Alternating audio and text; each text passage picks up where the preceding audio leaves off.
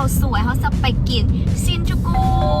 อาหารญี่ปุ่นเนาะแล้วในอาหารญี่ปุ่นนี่งบบริการ100,000เดือนเส้นไก่แล้วเจ้าจ่าย100,000กีเขาประกันว่าคาบนี่น้องโปไก่แน่นอนถ้าสิเป็นไฮโซ1คาบตอนสวยซื่อๆเลยไปกันเลยไป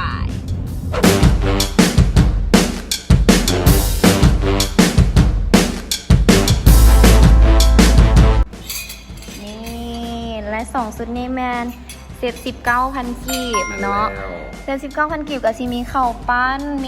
มีป่าแซลมอนปลาชูแล้วก็ซีมีเป็นปูอัดเนาะโอ้วาซาบิแบบยังดีบอกเลยว่าวาซาบิฮานนี่นะไทยมักขึ้นดังนี่พูดแหละขึ้นสมองเท่านั้นเห็นบอกมากินกันเลยไปเลย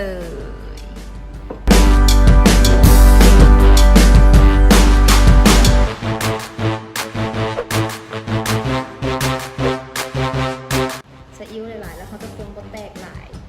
สำหรับคนที่ว่าบวมักวาซาบิเอาของมาซิมคำอีกกันเลยจำหลายหล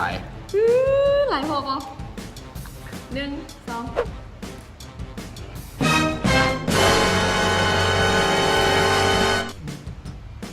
เป็นจังไดบอกแล้วว่าวาซาบิฮันนี่สุดยอดจะท้าทายกันจะตั้ง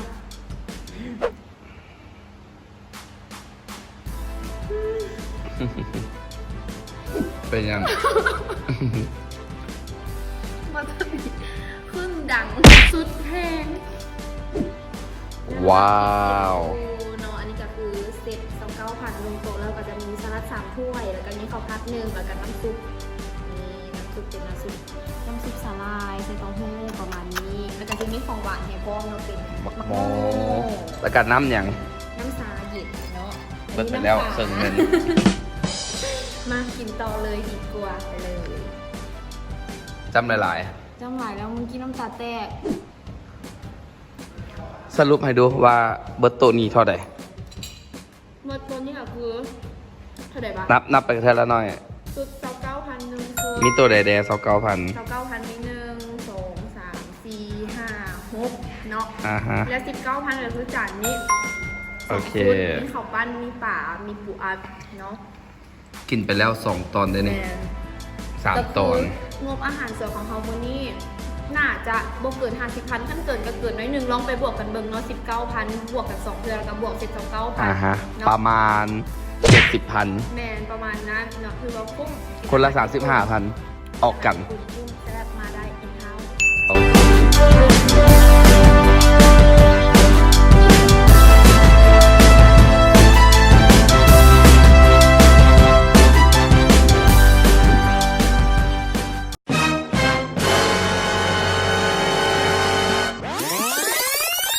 สดแกงแบบญี่ปุ่นต้องให้มีเสียงหูด้วยเอาแบบจีบด้วย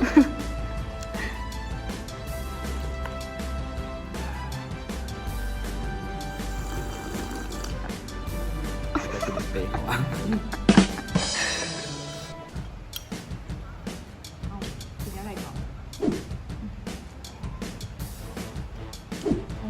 ประหยัดบ่ช่วยเดียวกันจำกัดไม่ได้ปวดญี่ปุ่นหรอก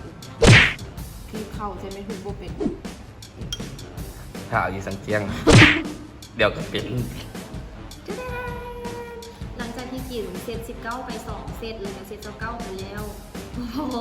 โบอีจัดอีกอันนี้เขาสั่งเพิ่มเซต19,000คือกันแต่ว่าห้อมนี่หันได้มาเป็นแบบนี้เนาะแล้วก็ได้สลัด1แล้วก็น้ำซุปอีก1เนาะเดี๋ยวเขามาจัดต่อเซตที่3ข้าวปั้นแซ่บเพราะว่ามักสลายอยู่แล้วคำบนใหญ่พอดีกินแบบบ่ต้องอันนี้เอาความแบบเบาๆแบบพอดีขั้นคำใหญ่เด้ด่างห้านนะแต่ไม่กินอันนี้ดูกินปลานี่เอาเข้าล้วงขวงกูนี่ขวงเป็นปลาไว้หายใจกันด้วยเอาเข้าล้วงขวงเด้อจ้ำหลายๆปลาทูปลาควายหมดเลย คือว่าบุกขวงอะไรแบบนี้เอ้า